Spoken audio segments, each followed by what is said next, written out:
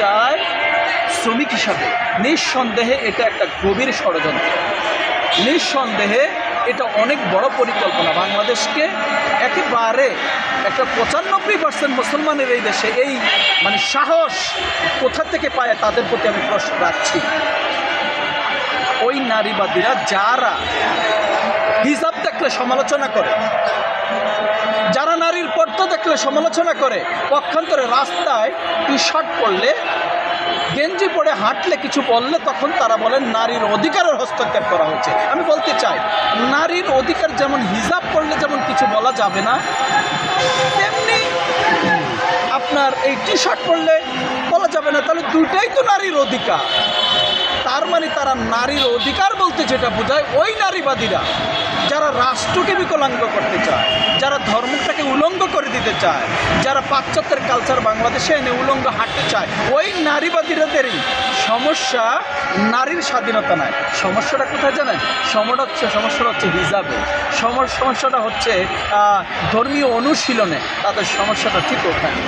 আমি বলতে চাই, আজকে সৌদি আরবের যারা ইতিমধ্যে হালাল পত্রিকা চালু করেছে, আমরা ওই হালাল বাংলাদেশি হালাল ইমানদারি মুসলমান হতে চাই না।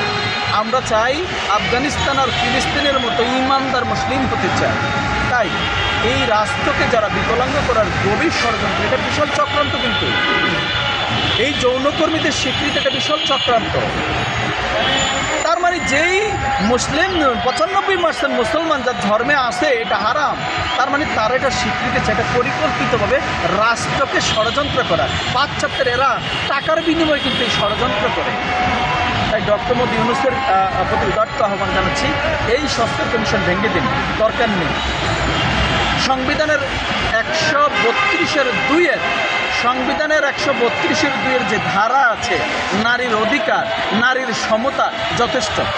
নারীর অধিকারের জন্য এটাই যথেষ্ট, এর চেয়ে বেশি কিছু লাগে না। আর সবচেয়ে বড় কথা হচ্ছে, আমাদের ইসলাম ধর্মে নারীর চমৎকার মর্যাদা দিয়েছে, নিশ্চয়ই আপনারা জানেন। নারীর অধিকার সম্পর্কে বক্তব্য আছে, নারীর অধিকার সম্পর্কে সকল যা দেওয়া আছে যথেষ্ট আমাদের ইসলাম ধর্মে। যেই সকল নারীরা আজকে রাষ্ট্রকে বিকলাঙ্গ করার ষড়যন্ত্র করছেন, তাদের প্রতি ধিক্কার, এবং পাশাপাশি এদেশের ইমানদার মুফতি, আলেম, স্কলার্সদের জেগে ওঠার জন্য বলছি, এটা নিয়ে প্রতিবাদ করতে হবে, এটা নিয়ে রাস্তায় নামতে হবে। এই সংস্কার কমিটি ভেঙে দিতে হবে ডক্টর মোহাম্মদ ইউনূসকে। আপনাকে ক্ষতিগ্রস্ত করছে, আপনার সুনামকে ক্ষতিগ্রস্ত করছে সূক্ষ্মভাবে।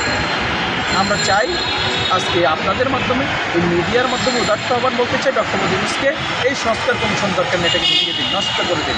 যারা যৌনকর্মীদের শ্রমিক হিসাবে দেখতে চায়, আমি বলতে চাই, ওই যারাই এই সংস্কার কমিশনে এই প্রস্তাবনাটি করেছেন, তার মেয়ে যদি যৌনকর্মী হয়, আপনি কি তার যৌনকর্মী হিসাবে তার কার্ড নিতে পারবেন, পরিচয়পত্র, শ্রমিক হিসাবে? যদি আপনি না পারেন, আরেকজনের অন্যের মেয়েকে কেন এই ধরনের নারীকে কলঙ্কিত করছেন আপনি? নিঃসন্দেহে এটা ভাবার সময় এসেছে, এবং সবাইকে জেগে উঠতে হবে, প্রতিবাদ করতে হবে খুব কঠিনভাবে।